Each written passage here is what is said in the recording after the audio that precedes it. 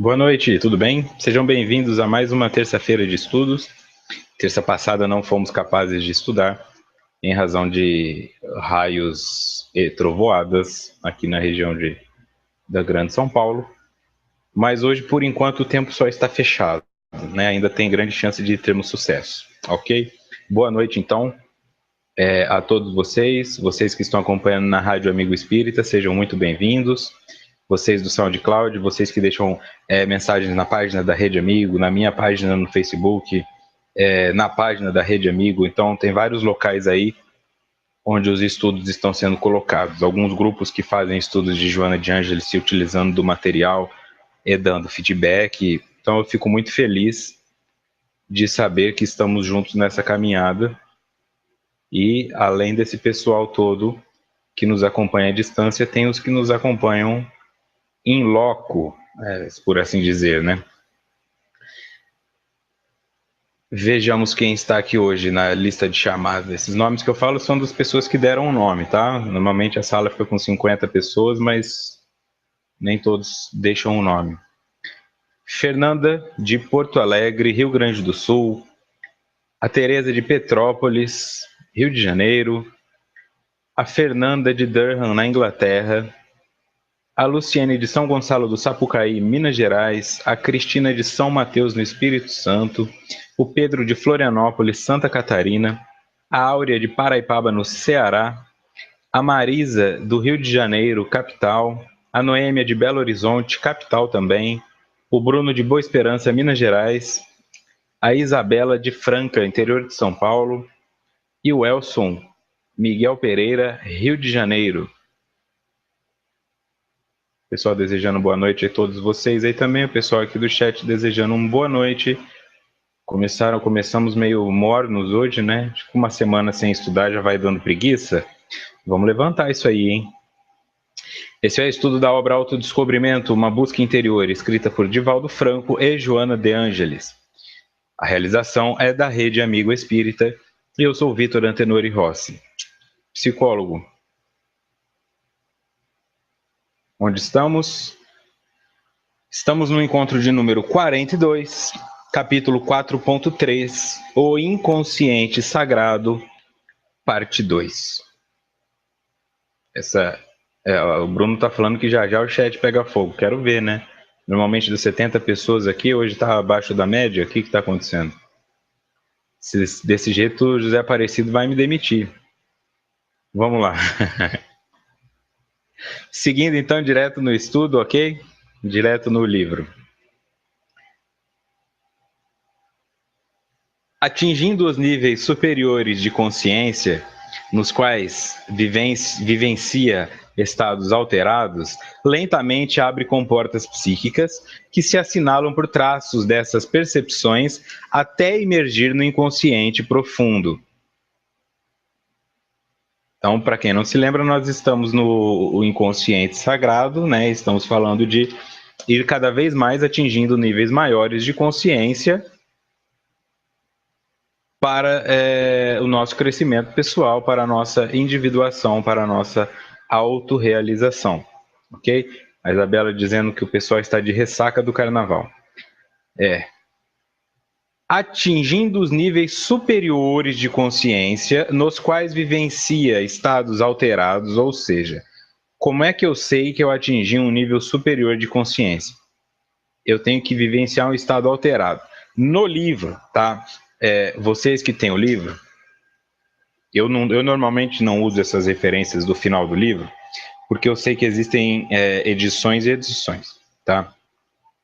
Mas quem tem o livro vai ver o seguinte: no capítulo que nós estamos lendo, onde está escrito estados alterados, tem um asterisco, tá? E esse asterisco conduz ao fim do livro, ok? Vejam, estados alterados de consciência, desse lado aqui, onde tem uma explicação do próprio livro, tá? Eu estou no livro que nós estamos estudando, então eu transcrevi essa explicação lá do final do livro. Tá? Eu falo e depois eu volto aqui. Então reparem que está aqui, ó, nota do autor, tá? Normalmente é nota do expositor, mas essa é uma nota da própria Joana de Ângeles e do senhor Divaldo. Estados alterados de consciência, entre parênteses, EAC. Temos diversos estados de consciência.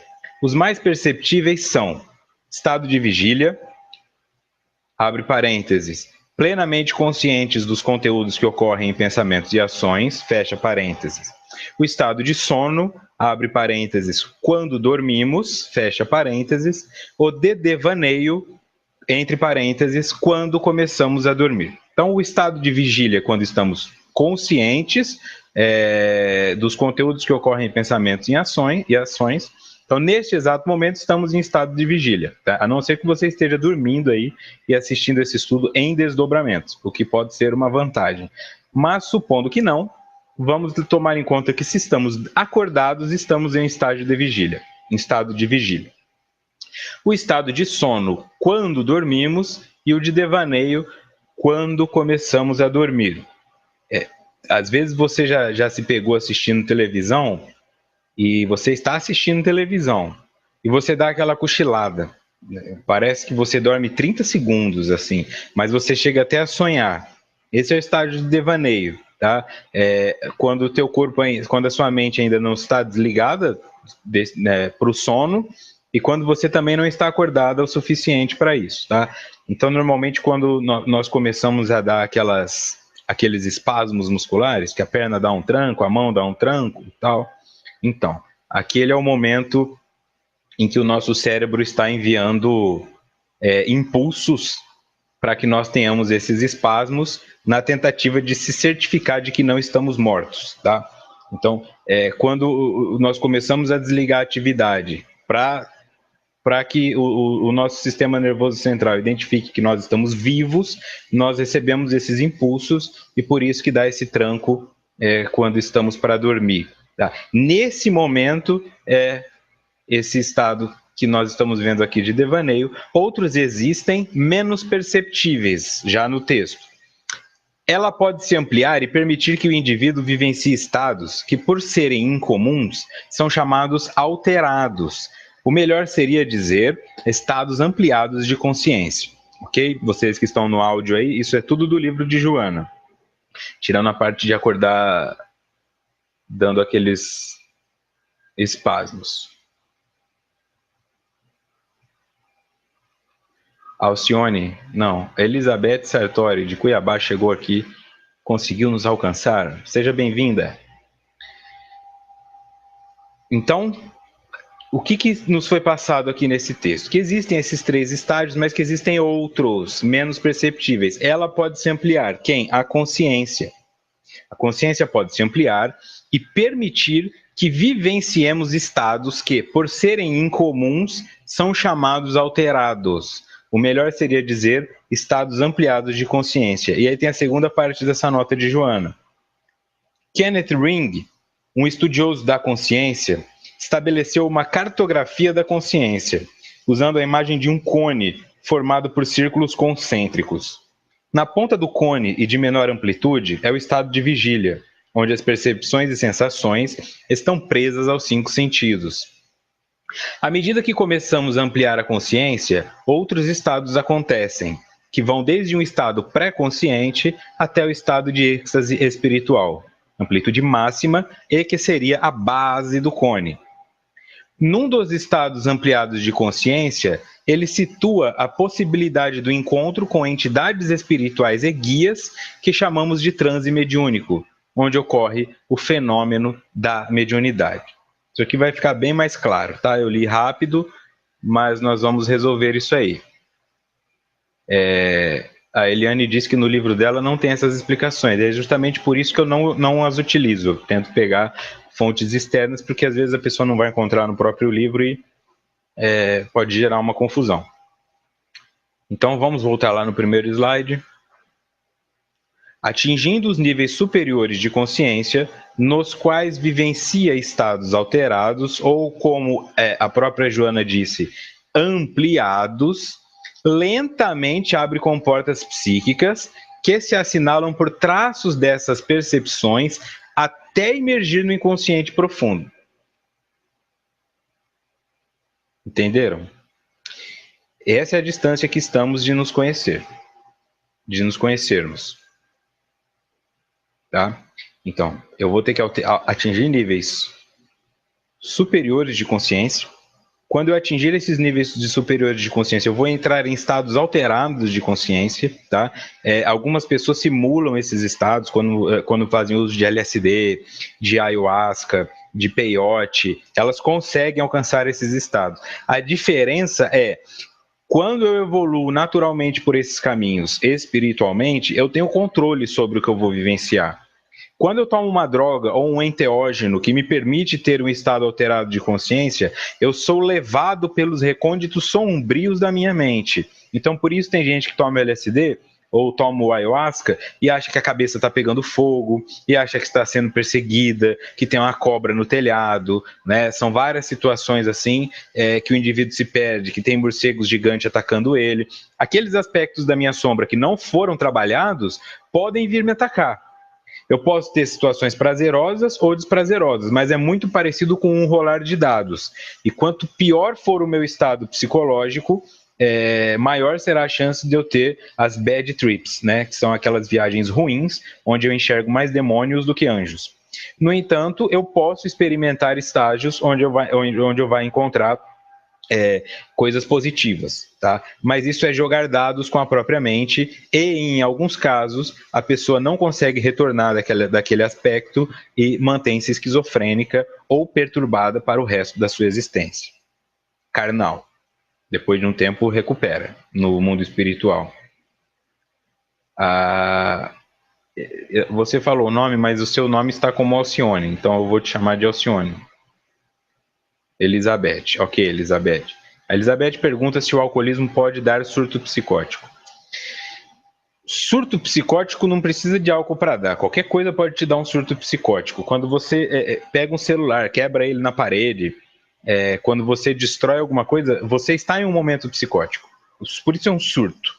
É alguma coisa que desconecta você da realidade. Quando você quebra um celular que é seu, que você pagou para punir outra pessoa, ou porque a sua operadora travou, a sua operadora não perde dinheiro, mas você perde. Então, se isso não faz sentido nenhum, é loucura. Então, sendo loucura, é um surto psicótico. Tá? O álcool pode produzir surtos psicóticos e, como todo gatilho, pode levar à esquizofrenia, que é um estado constante de psicose com picos. Tá? O esquizofrênico consegue ter uma vida relativamente normal se medicado, mas ele está sujeito a esses surtos. E sem medicação é praticamente impossível que ele viva bem em sociedade. Então, tudo vai depender dos gatilhos e da predisposição. Se eu tenho predisposição para esquizofrenia, eu tenho mais chance de ficar esquizofrênico do que quem não tem.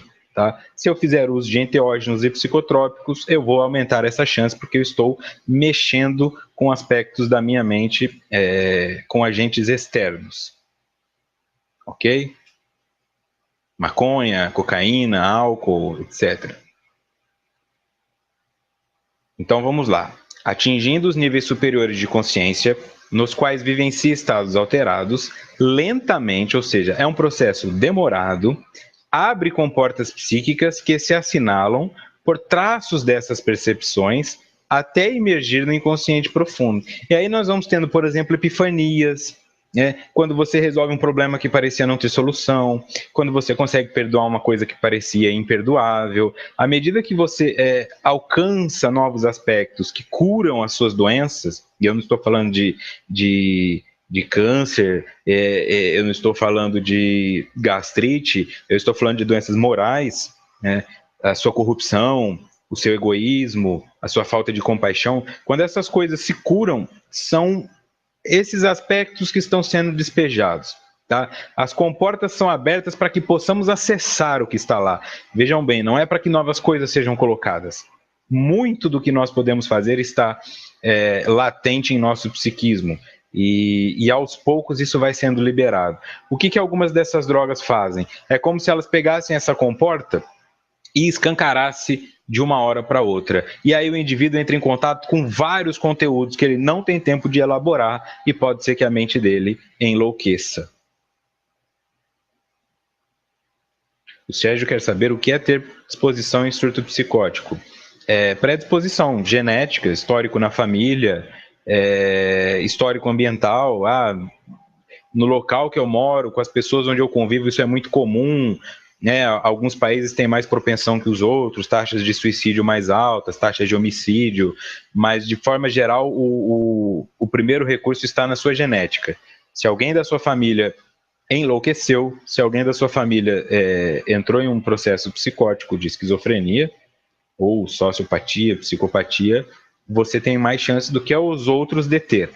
Como eu sempre coloco aqui, não significa que você vai ter, tá? Mas se o indivíduo tem uma predisposição para a psicose na família, então ele tem que ficar mais do que os outros longe, principalmente de drogas, porque ele aumenta a chance de enlouquecer, tá? E essa chance aumenta principalmente até os 29 anos de idade. Até a casa dos 30 anos de idade, se você ainda não enlouqueceu, a sua chance de enlouquecer é maior do que se você conseguir passar dos 30 anos de idade.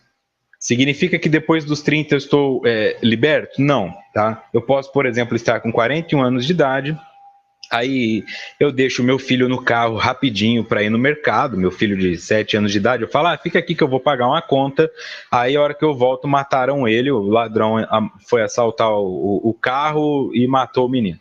Eu posso enlouquecer, me desconectar, largar o emprego, começo a beber, vou para a rua. Se você for procurar entre moradores de rua, a grande maioria não nasceu na rua. Eram pessoas bem-sucedidas profissionalmente, mas que tiveram decepções amorosas ou profissionais muito grandiosas e se perderam e não conseguiram mais retomar o controle da própria mente. Isso pode acontecer com qualquer um de nós, em qualquer idade, em qualquer circunstância. Ok? Então, o objetivo seria imergir no inconsciente profundo, tá? Então, nós já vimos lá nos estudos anteriores que nós temos o inconsciente, que ela está falando de um inconsciente profundo. Quer dizer, se nós ainda obviamente, não temos consciência do inconsciente, imagina algo que é profundo, tá? Isso não é para desanimar, mas é para trazer uma reflexão do quão distante estamos de nos autoconhecer. Então vamos seguindo. Ela citou aqui o Kenneth Ring, estudioso da consciência, e aí eu trouxe uma ampliação, tá? Nota do expositor. O Dr. Kenneth Ring nasceu em 1936, ainda está vivo. É professor emérito de psicologia da Universidade de Connecticut e um pesquisador no campo das experiências de quase morte, EQMs. Cofundador e ex-presidente da Associação Internacional para Estudos de Quase Morte e editor fundador do Jornal de Estudos de Quase Morte. Ok? Então, o estudo dele se desenvolveu nessas experiências de quase morte. Quando o indivíduo passa por isso, pode ser uma experiência comatosa, né? Tem pessoas que voltam do coma referindo a essa experiência, pode ser overdose de drogas, pode ser um acidente muito grande, pode ser um infarto, enfim. Pode ser qualquer coisa que te faz, teoricamente, morrer por alguns momentos, entende? Ou por muito tempo, se for um caso de um coma induzido. Mas a partir do momento em que você experimenta essa sensação, você tem um contato. E este contato é o que este pesquisador estuda, né? É no que ele colocou a sua vida, os seus estudos. E entender o que essas pessoas conseguem enxergar. Então o indivíduo está lá numa experiência de quase morte, ele fala, chegaram 3 pessoas de branco perto de mim e falaram isso, isso, isso. Ponto. A opinião do estudioso. Isso é loucura? Esse cara está tendo um surto? Isso acontece de verdade? Por que ele conseguiu ver isso e não consegue ver quando ele está vivo? Por que tem que quase morrer para ter acesso a isso? Então, dentro disso aí, ele foi desenvolvendo a sua teoria, que foi essa trazida por Joana de Ângeles. Aqui nós temos, deixa eu voltar. Eu sei que hoje está meio difícil, mas fiquem tranquilos. Kenneth Ring, um estudioso da consciência, estabeleceu uma cartografia da consciência usando a imagem de um cone formado por círculos concêntricos. Na ponta do cone e de menor amplitude é o estado de vigília, onde as percepções e sensações estão presas aos 5 sentidos. Esta é, então, a cartografia citada por Joana de Ângeles aqui na nota do expositor, tá? Cartografia das regiões transpessoais da consciência de 1974, e já vou explicar por que 1974. Aqui é o que Joana falou. É um cone, tá? Isso aqui é visto de cima, ok? Então, quando você vê de cima, não tem a perspectiva 3D, são vários círculos dentro de círculos. Por isso, são círculos concêntricos, tá? Eles dividem o mesmo centro. E eles se elevam em cone. Na ponta do cone, aqui como vocês podem ver, tá?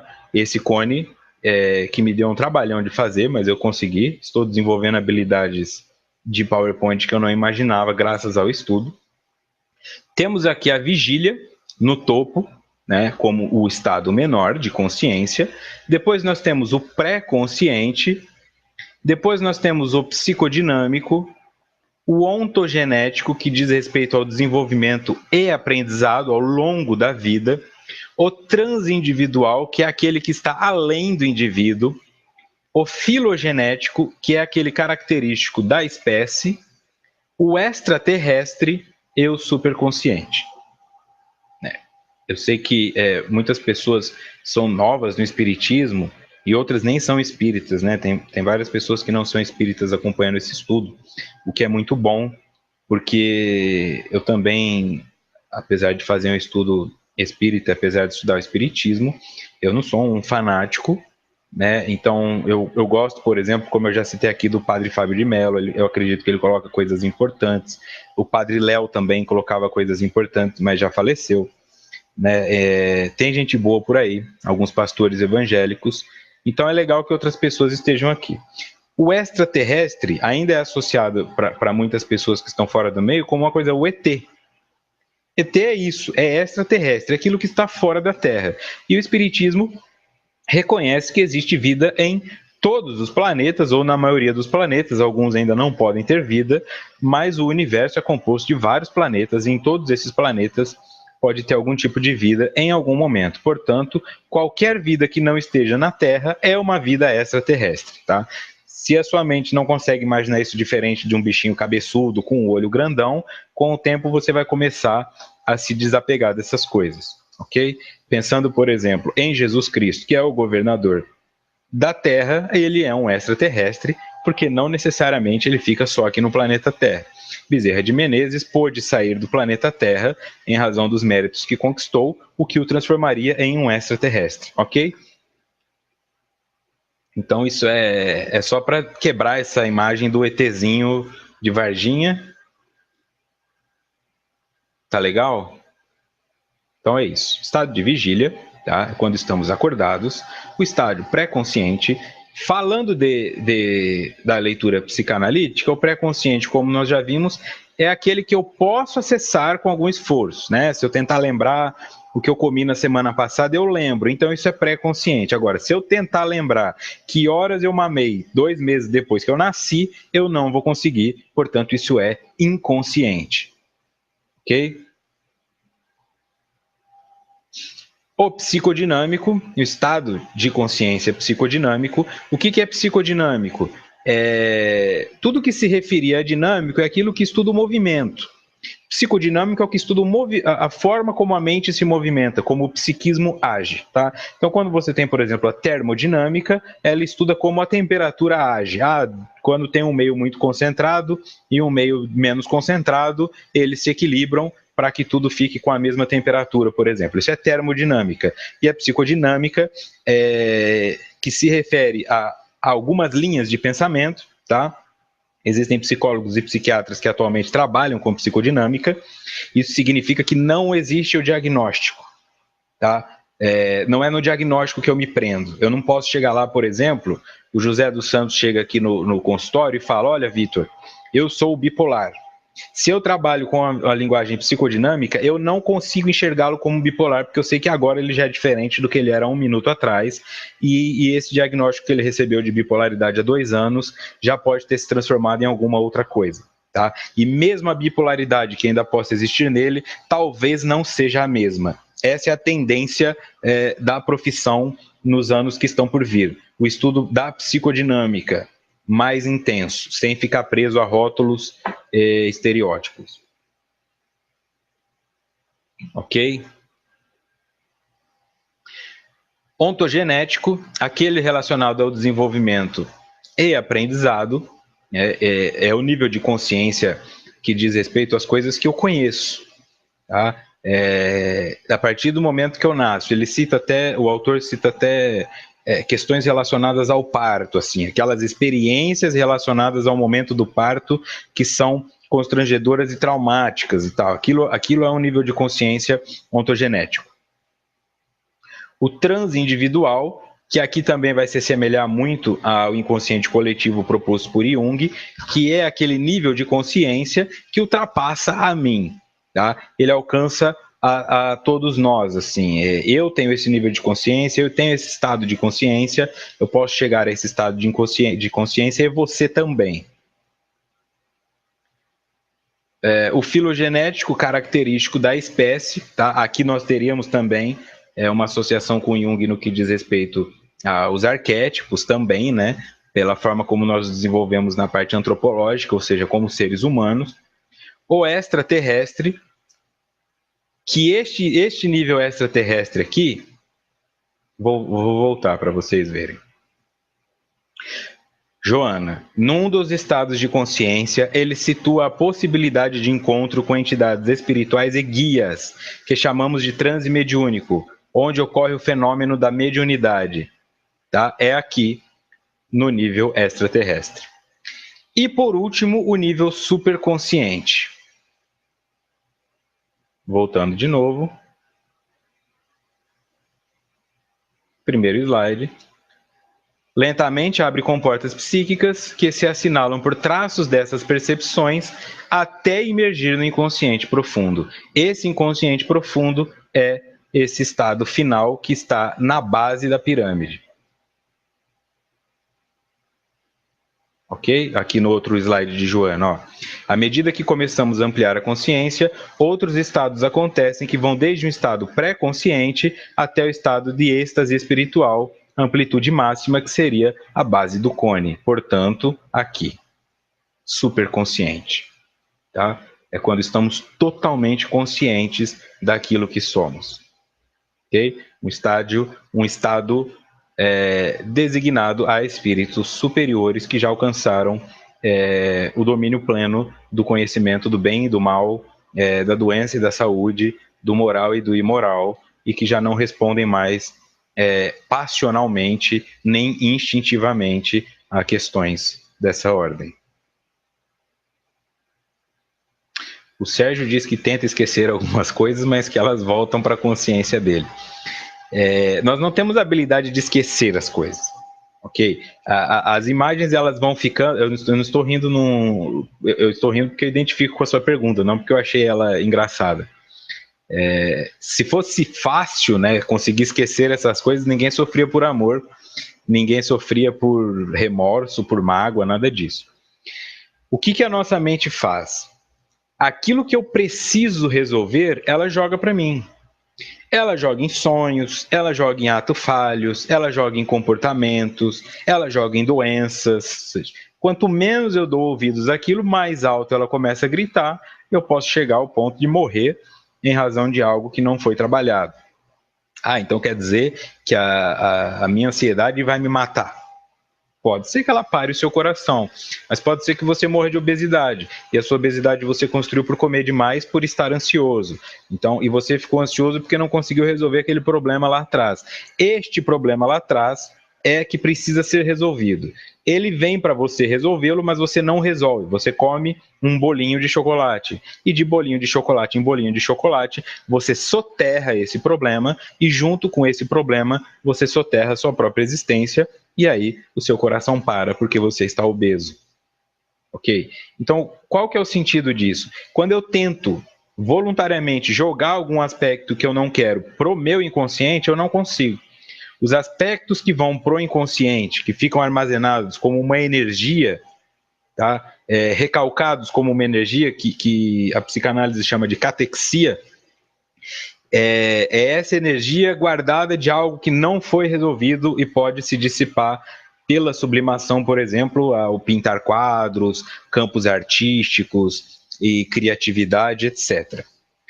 Quando a experiência é muito traumática e o contato com ela poderia me levar à loucura ou a um desequilíbrio muito grande, aí a minha mente opta por esconder aquilo. Isso é o recalque. Por isso você não lembra de algumas coisas. E aí você volta para o local e algum amigo te conta, por exemplo, nossa, lembra aquela vez que você namorou a Paulinha e o pai dela veio para cima de você, deu o maior problema, aconteceu isso e aquilo, o cara fala, nossa, é verdade, rapaz. Eu nem lembrava disso, exatamente porque era uma situação muito traumática, ok? Então, tentar ficar jogando coisas no inconsciente é como tentar jogar uma coisa no mar. Ele vai trazer de volta e ainda vai trazer outras coisas que você nem lembrava que estava lá. Tem que tomar muito cuidado com isso. Qual que é a sugestão, então? Viver sempre no aqui e agora e trabalhar o seu problema do momento.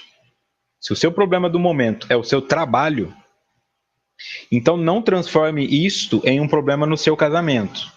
Se você não resolve o problema do seu trabalho, você chega em casa estressado e briga com a sua esposa ou com o seu marido.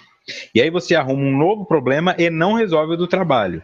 Depois de um tempo, você tem um problema no trabalho, você tem um problema com a sua esposa, e isso gera em você insônia, e aí você tem um problema de saúde. Por quê? Porque não resolveu o problema no trabalho. Ok? Temos então essa cartografia, eu pus 1974 pelo seguinte. Continuando em nota do expositor. Em 1976, o Ring remodelou sua cartografia de forma que a mesma tornou-se uma mandala e reconheceu que a região relacionada à consciência extraterrestre, portanto a citada por Joana, abrigava experiências muito intensas e outras mais superficiais. Em razão dessa confusão, dividiu essa região em duas novas. Consciência intrassomática, é com dois S, tá? Eu escrevi errado, totalmente dependente das funções orgânicas, e a consciência extrassomática, que ocorre quando as funções orgânicas estão profundamente diminuídas. O que aconteceu? Quando ele fez essa cartografia em forma de cone, ele identificou que nessas experiências extraterrestres que envolvem a mediunidade, poderia acontecer coisas simples, como uma intuição, mas poderia acontecer, por exemplo, um desdobramento pleno, não com essa linguagem, tá? Mas um indivíduo que viu o seu próprio corpo enquanto dormia. Então ficava uma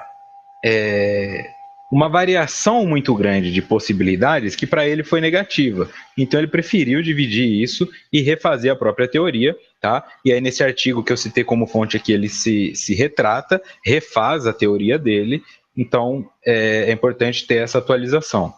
Então no que ele dividiu? Consciência intrassomática, somática é aquilo relacionado ao corpo, tá? Lembrem-se que da psicossomática é a atuação do psiquismo no corpo, soma é corpo.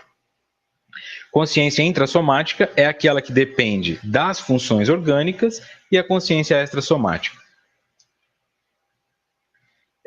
Então, a intrassomática depende do meu corpo para que eu a tenha. Qualquer consciência que diga respeito a esse aspecto. E a extrassomática é aquela que acontece quando o meu corpo está em desligamento. Que eu estou nesse estágio de coma, que eu estou desmaiado, que eu estou em um sono profundo. Por quê? Porque é uma consciência que acontece fora do corpo. O que acontece dentro do corpo é intrassomática e a que acontece fora do corpo é extrassomática, e nisso ele consegue reduzir um pouco essa amplitude entre o que era antigamente o extraterrestre. Tá? Como é que ficou uma mandala? Vejam bem. Eu vou pisar no freio aqui porque eu sei que é difícil. Eliane Cruz. Os problemas podem gerar e serem amplificados por problemas parecidos não trabalhados? Eliane Cruz. A Eliane que estudou, ela antes de entrar por estudo, ela dá uma assistida no estudo anterior, para já chegar aqui afiada. É aquela companheira de classe perigosa, que se o instrutor ou o monitor chegar desatento, passa vergonha. Quando eu não trabalho uma situação, a gestalterapia chama isso de situação inacabada. Tá? Por quê? Essa situação ficando inacabada, ela tem que ser acabada. A minha mente precisa fechar essas gestaltes, que são as formas. tá? Ela precisa fechar. Quando ela não fecha, ela deixa aquilo aberto. Aquilo ficando aberto vai atuar lá na frente. Como funciona isso na prática? Eu cito sempre esse exemplo porque eu penso que ele é o mais fácil de se identificar. Quando eu namoro uma garota e ela me trai, eu não resolvo essa questão da traição. Isso fica mal resolvido em mim. Tá? Por quê? Porque o indivíduo pode resolver a situação da traição matando a garota, pode resolver a situação da traição se matando, tá? Não estou dizendo que são resoluções saudáveis, mas ele precisa fazer alguma coisa para sentir que ele foi vingado. Mesmo que depois ele se arrependa, etc. Mas naquela hora a situação precisa se resolver. Ele pode perdoar, pode pedir um tempo. Mas vamos supor que eu chego em casa, além de descobrir que eu fui traído, tem só um bilhete que ela já fugiu com o Romeu, e eu não tenho chance de fazer nada, eu nem sei onde ela está. Isso fica uma situação inacabada. Eu não consigo ligar para ela, para xingar ela, eu não consigo fazer nada. Aí eu sofro com aquilo, logicamente se eu não posso xingar ela, eu vou xingar outras coisas, as mulheres não prestam, Deus me abandonou. Quando eu estou vendo, eu estou xingando Deus. Passa um tempo, essa situação tecnicamente se resolve, e eu começo a namorar de novo. As associações que eu faço com aquela traição começam a ficar evidentes. Então eu começo a perceber, bom, essa garota que me abandonou, nós ficamos 3 anos juntos. Tá? Aí quando estávamos com 2 anos de namoro, sei lá, o celular dela começou a vibrar muito mais do que o normal.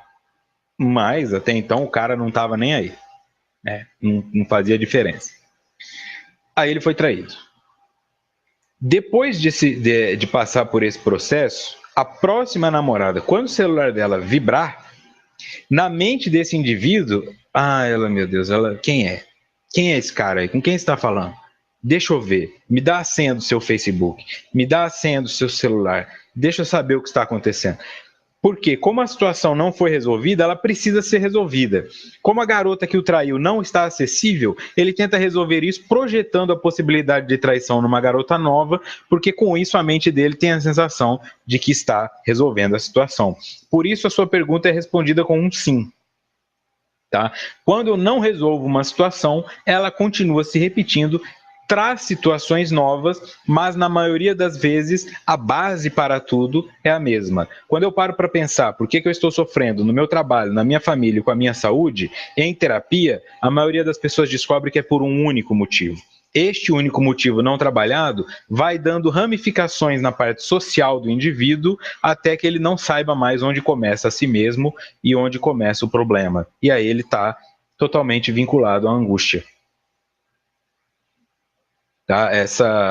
Essa formação, inclusive, eu cito no meu livro, da formação da angústia.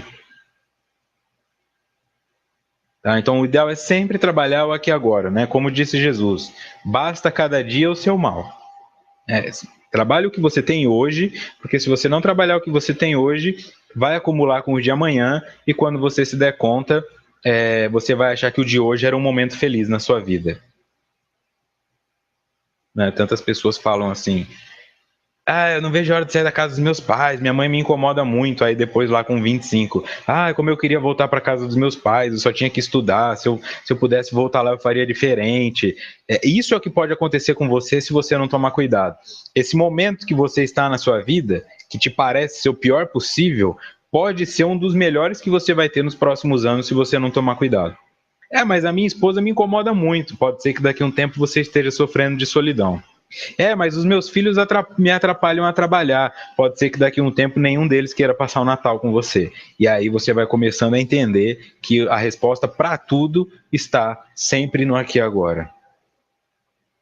Nesse inconsciente profundo.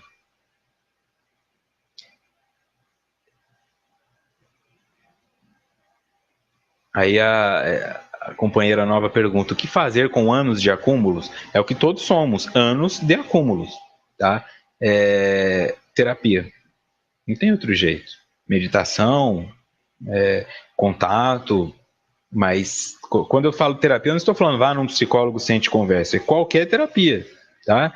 Fisioterapia ajuda você a conhecer o seu corpo melhor, massoterapia ajuda você a desbloquear nódulos energéticos que vão te fazer se sentir melhor, acupuntura, tudo isso aí. A terapia que eu falo é isso, se tratar.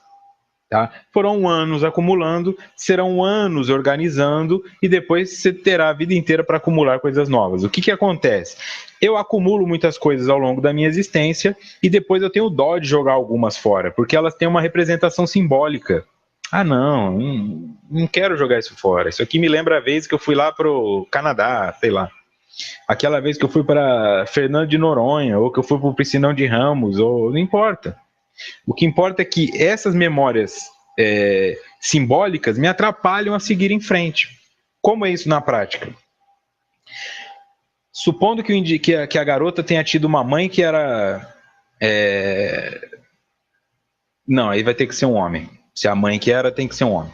Bom, supondo que seja um rapaz que tenha tido uma mãe que era ótima cozinheira. Ótima cozinheira, gostava de cozinhar, fazia as coisas dele, lavava as coisas para ele. Aí ele se casa.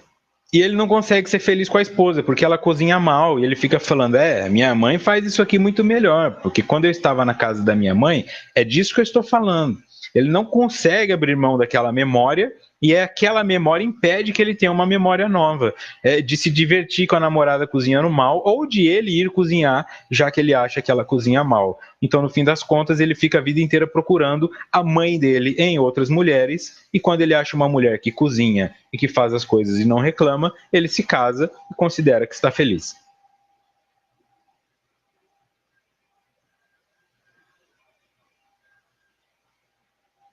Ok? Seguindo.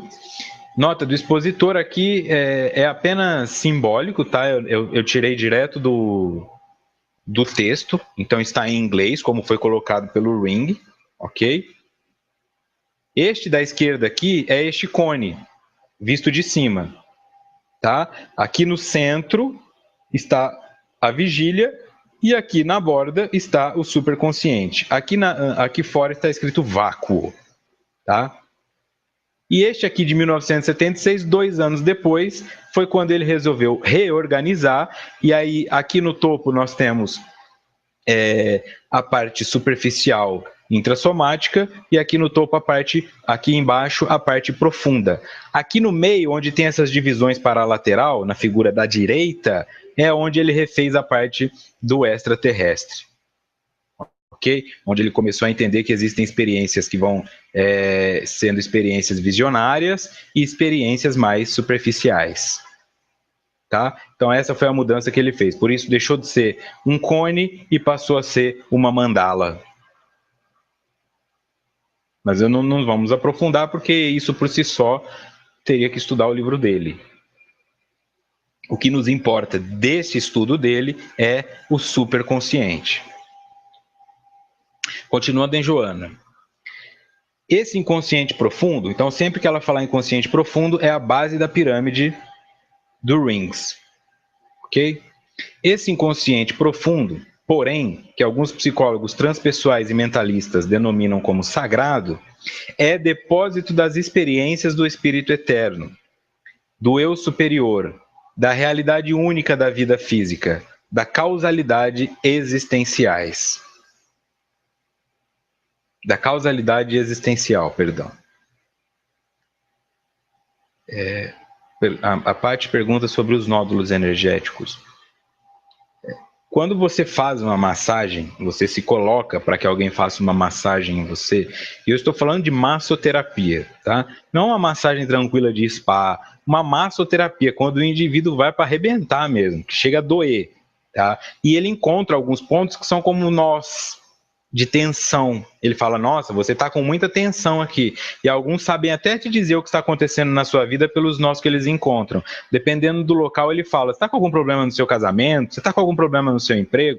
Estes nódulos energéticos são aspectos de energia acumulada que geram tensão, que são geradas pela tensão, e quando você vai para a massoterapia, elas são liberadas e você sente um conforto muito grande. Como todo tipo de terapia, na primeira sessão vai ser doloroso, não vai fazer sentido, mas depois de algumas sessões você começa a experimentar os benefícios daquilo, e se fica um tempo sem fazer, já começa a perceber a diferença e volta correndo. Quem já fez terapia com um psicólogo sabe que no começo você não sabe o que eu vou sentar lá e falar.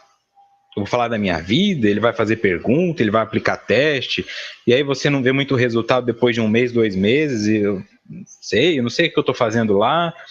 Aí começa a ter representações disso, e depois fica um ano fazendo terapia, se acostuma, aí fala, não, eu vou parar porque eu acho que eu não estou precisando de terapia, e depois de 2 meses volta correndo porque percebeu a importância disso na sua vida. Isso acontece muito comumente, com exceção das pessoas que param por dinheiro, porque dinheiro é dinheiro, não tem como mesmo.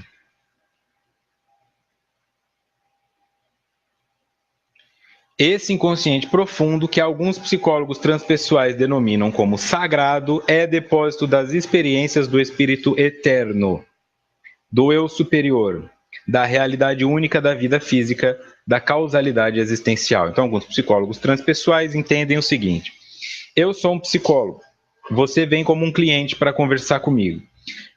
Apesar do meu estado de consciência, eu tenho esse estado de inconsciente sagrado, que ultrapassa o fato de eu ser psicólogo, que é o espiritual, tá?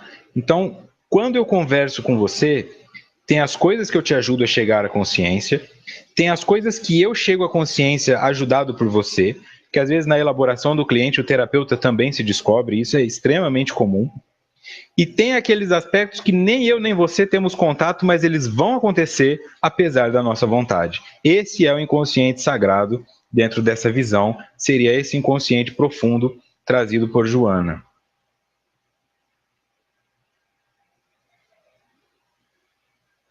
Deixa eu ver. Vamos lá então. Continuando. A identificação da consciência com esse ser profundo proporciona conquistar a lucidez sobre as realizações das reencarnações passadas, num painel de valiosa compreensão de causas e efeitos, próximos como remotos. Tá? A identificação da consciência com esse ser profundo, quando eu ponho a minha consciência, torno-me consciente deste ser profundo que sou. Eu não sou o Vitor de 31 anos de idade, psicólogo. Eu sou uma coisa muito maior que isso. E quando eu falo muito maior que isso, não estou falando de uma coisa bonita, pode ser uma coisa feia. Eu posso ser um serial killer, eu posso ser um cara que tem homofobia, racismo, raiva, ódio, que queria dominar o mundo, mas eu posso ser também uma pessoa extremamente carente, que gostaria de ajudar o próximo, mas não sabe como, mas eu sou muito mais do que isso. Quando eu fico pensando, mas eu sou um cara que não tem carro, então, mas eu sou um cara que não tem saúde. Não, você é muito mais que isso. Você só não sabe ainda. Tá? Você só não consegue acessar. E por que você não consegue acessar? Porque você fica preso só nesse aspecto que te incomoda, e isso para você se transforma em uma situação inacabada. Eu queria ter um carro importado, e enquanto eu não tiver um carro importado, eu acho que eu não tenho valor.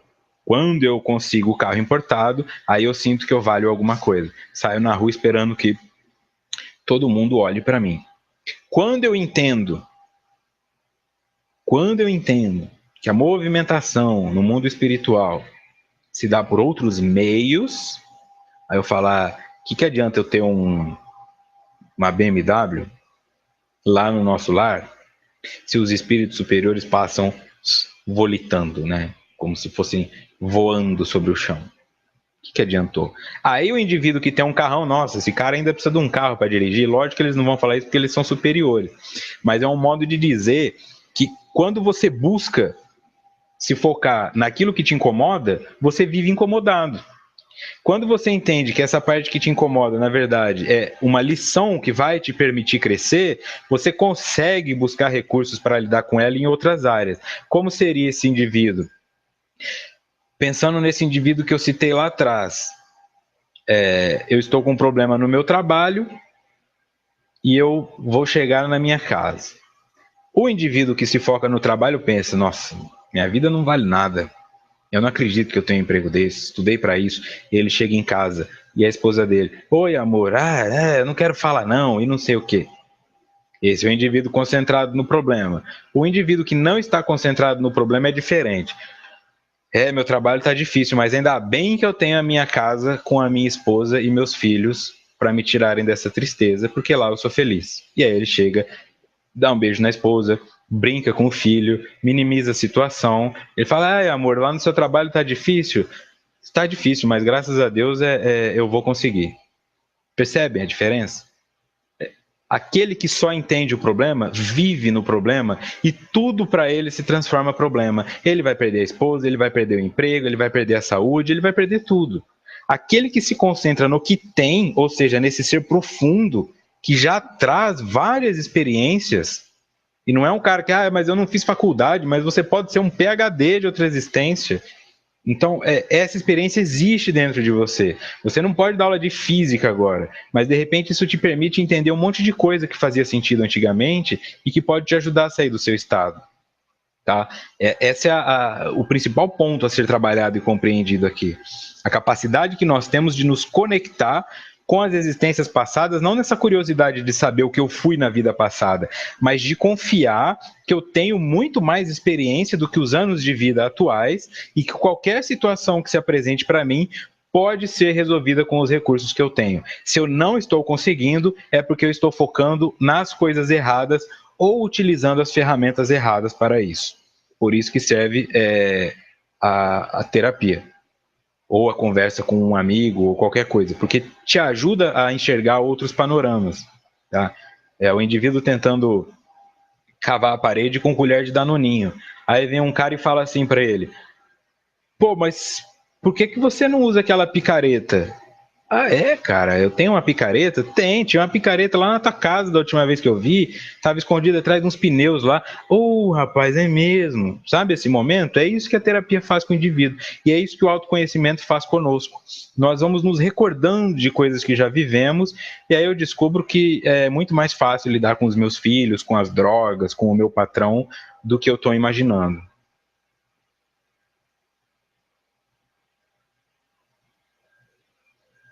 Seguindo. Diante das possibilidades agigantadas, o indivíduo lentamente deixa todos os apegos remanescentes do ego, todos os desejos, reflexos perturbadores do ego, todas as reações, persistência dominadora do ego. Tem muito hífen aqui, então eu vou ler sem os hífens. Diante das possibilidades agigantadas, o indivíduo lentamente deixa todos os apegos, todos os desejos e todas as reações. O que são os apegos? São remanescentes do ego. Eu não consigo deixar para trás aquilo que me era importante, essas memórias que eu falei. Todos os desejos são o quê? Reflexos perturbadores do ego. Porque é algo que eu não tenho e quero ter. Quero ter todas as mulheres do mundo, quero ter todo o dinheiro do mundo, quero ser o cara mais poderoso do mundo. Por que eu preciso de tudo isso? Onde foi que me faltou mulher? Onde foi que me faltou poder? Onde foi que me faltou dinheiro para que agora eu queira compensar de forma megalomaníaca? E todas as reações, que são persistência dominadora do ego. Sempre. O que isso significa? Quando eu reajo às coisas imediatamente com os recursos que eu já tenho pronto. A pessoa chega e fala, Vitor, mas já vem você de novo. Isso é um apego, uma persistência. Eu não dou uma chance para que a pessoa se mostre diferente. Continuando. O mal e os males não o atingem, porque a sua compreensão do bem o leva a identificar Deus em tudo, em todos, amando as mais variadas ou agressivas ou persuasivas formas de alcançá-lo. O mal e os males não o atingem. Deixam de existir? Não, mas não atingem, porque o indivíduo fica... Quando permite que passe por dentro dele, atravessa o indivíduo. Não é que bate nele e cai, ele fica etéreo. Tá? Quanto mais materialista eu sou, mais a matéria me atinge. Quando eu falo matéria me atinge, é o ciúme, mas você é minha namorada, mas esse é o meu emprego, isso é material. Tudo aquilo que eu posso pegar e levar para minha casa ou colocar numa estante é matéria. As coisas que eu não posso fazer são as etéreas, que é aquele sentimento. Você é a minha esposa, mas você me ama? Se você não me ama, então você é a minha esposa, mas você não é a pessoa que me ama. Tá? É bem diferente. Quando o indivíduo se desapega dessas coisas, ele fala: não precisa casar no papel, não. A gente não precisa nem morar junto. Eu tô tranquilo. Se você quiser morar na sua casa, morar em quarto separado, ele é fiel porque ele não está preocupado em procurar pessoas. Ele está vivendo a vida dele ali, né? Essa é a diferença. Então, quanto mais apegados somos à matéria, mais o mal nos atinge. E quanto mais desapegados somos, menos o mal nos atinge. Porque enxergamos Deus em tudo, inclusive nas tragédias, porque são causa e efeito. Essa libertação, essa desidentificação com o ego, inunda-o de equilíbrio e de confiança, sem pressa nos acontecimentos, sem ressentimento nos insucessos. Essa libertação, desidentificação com o ego, inunda-o com o equilíbrio e confiança, sem pressa nos acontecimentos, sem ressentimento nos insucessos. Então, ao invés de ficar remoendo o seu insucesso, você percebe as outras vezes onde você foi bem sucedido. Nada dá certo na minha vida, meu último relacionamento não deu certo, durou 2 anos, deu certo, durou 2 anos. Eu não fico muito tempo no emprego, o máximo que eu fiquei foram 3 anos. Você ficou 3 anos no emprego, isso são 3 anos no emprego. Tá? As coisas que você faz, elas por si só se tornam boas. Tá? Essa mentalidade de que bom é o que é eterno é uma ilusão. Isso é um pensamento ainda resquício do catolicismo. Aquele catolicismo antigo, tá? Que dizia que nós temos que viver juntos até que a morte nos separe. Eu tenho que me aposentar naquela empresa para saber que eu fui bem sucedido. Eu tenho que morrer com a minha primeira namorada para saber que eu fui bem sucedido. Isso não é verdade. Né? Quando eu penso como espírito, eu entendo que uma vida é um piscar de olhos, então não faz muita diferença as mudanças que eu produzi ali. Eu não estou pronto. É justamente para isso que eu estou aqui, para descobrir o que eu não gosto numa pessoa, para descobrir por que as pessoas não gostam de mim, para descobrir quais habilidades eu tenho no meu trabalho. Se eu fico esperando que o sucesso esteja vinculado a morrer naquilo, eu estou vivendo uma ilusão de que eu sou superior. O vitalício é nada aqui na Terra, porque nem o nosso corpo é vitalício. Por que eu quero que o meu corpo seja? Vai morrer, vai acabar. Então, quando eu começo a pensar dessa forma, eu penso, meu namoro durou 2 meses, então quer dizer, são 2 meses de experiência, não é se jogar fora. Talvez o próximo dure 4, pode ser que eu desencarne tendo tido 50 namoradas, mas ok, se eu souber o que aprender com aquilo, na próxima encarnação talvez eu tenha 45. Até chegar agora eu sou um cara fiel a uma única esposa. E quando eu conseguir fazer isso, eu vou descobrir que eu também posso ser fiel a mim mesmo, e eu vou conseguir ter uma encarnação inteira sem precisar casar, como no caso de Jesus, como no caso de Chico Xavier. Não é uma necessidade para eles isso. Continuando. A dimensão de tempo e espaço cede lugar ao estado de plenitude, no qual a ação contínua, iluminativa, desempenha o papel principal no prosseguimento da evolução. A dimensão de tempo e espaço cede lugar ao espaço de plenitude, porque não existe essa coisa de ano, de hora. Isso é nosso, isso é da Terra. 365 dias para um ano só funcionam na Terra, nos outros planetas não vale nada. 2 horas não vale nada. Cadê a nossa amiga lá da Inglaterra? Saiu? Deve ter saído. Se agora são 7h44 aqui, 7h44 para ela não significa nada, porque não é esse horário. Então, essa noção de espaço-tempo que nós temos, ela é para que nós possamos nos movimentar em direção a construir as coisas, mas ela é uma ilusão. Quando eu alcanço esse sentimento de plenitude e eu começo a vislumbrar o que é eternidade, não existe pressa, porque eu não tenho lugar para chegar. Não existe linha de chegada, não existe ponto final, não existe deadline. Eu simplesmente vou continuar infinitamente.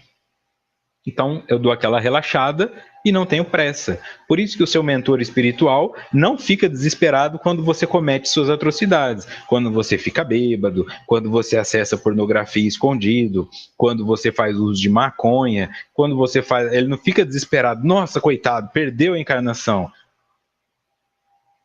Vamos fazer o possível para reduzir o dano, que ele fique bêbado, mas não vamos tentar ajudá-lo a não bater o carro, vamos, enfim, é o que dá para fazer, porque não tem essa pressa que nós temos. A maioria acha que vai assistir 1 milhão de palestras espíritas e vai desencarnar para não precisar encarnar de novo. É uma ilusão muito grande, assim, né? Então, quando eu me identifico com esse outro processo, que é o ser mais do inconsciente profundo, inconsciente sagrado, eu fico tranquilo. Porque eu sei que tudo tem o seu tempo. Continuando, abstraindo-se das objetivações e do mundo sensorial pelo desapego, a vida psíquica se lhe irradia generosa, comandando todos os movimentos e ações sob o direcionamento da realidade imortal, que alguns preferem continuar denominando como inconsciente sagrado. Abstraindo-se das objetivações e do mundo sensorial, que é este mundo que nós vemos pelos sentidos, ou seja, material, pelo desapego, a vida psíquica se lhe irradia generosa. O que é a vida psíquica? Tudo. É a vida psíquica que te dá felicidade, é a sua mente que te deixa triste, é a sua mente que te deixa doente. Quando você se desapega disso, a sua mente passa a funcionar a seu favor, irradiando isso tudo. Você tem todas as suas potências alcançadas. É da noite para o dia? Não, mas é possível alcançar isso com esforço e determinação. A Érica de Londres disse que são 9h45 lá. Então, para ela, 7h45 não significa nada.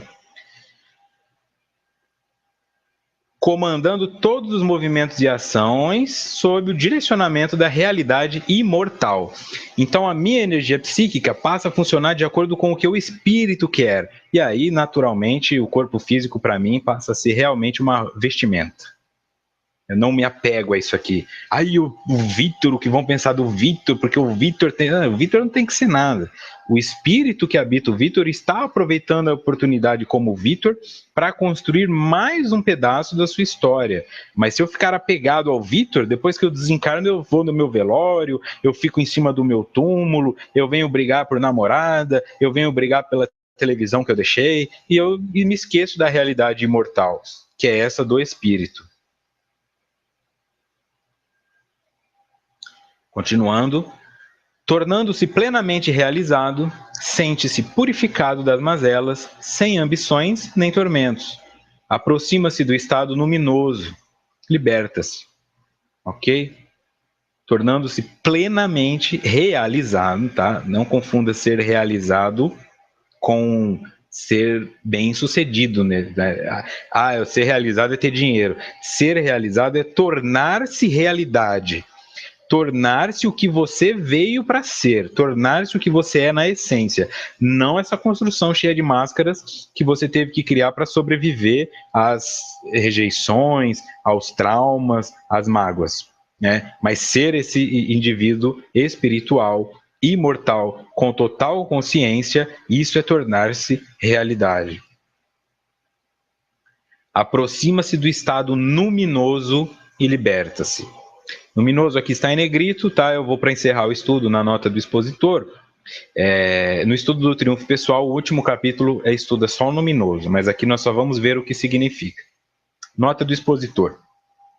O termo luminoso foi cunhado pelo teólogo e filósofo da religião Rudolf Otto, 1869-1937, para designar aquele elemento místico e transcendental que é encontrado em todas as religiões, constituindo-se no seu mais íntimo do seu cerne, sem o qual, afirmava Otto, não haveria religião. Otto cunhou esse termo a partir da expressão hebraica agios e do latim sanctus, por meio do qual desenvolveu a sua concepção do termo, partindo do latim numen, como sendo a descrição de um estado psíquico sumamente excepcional.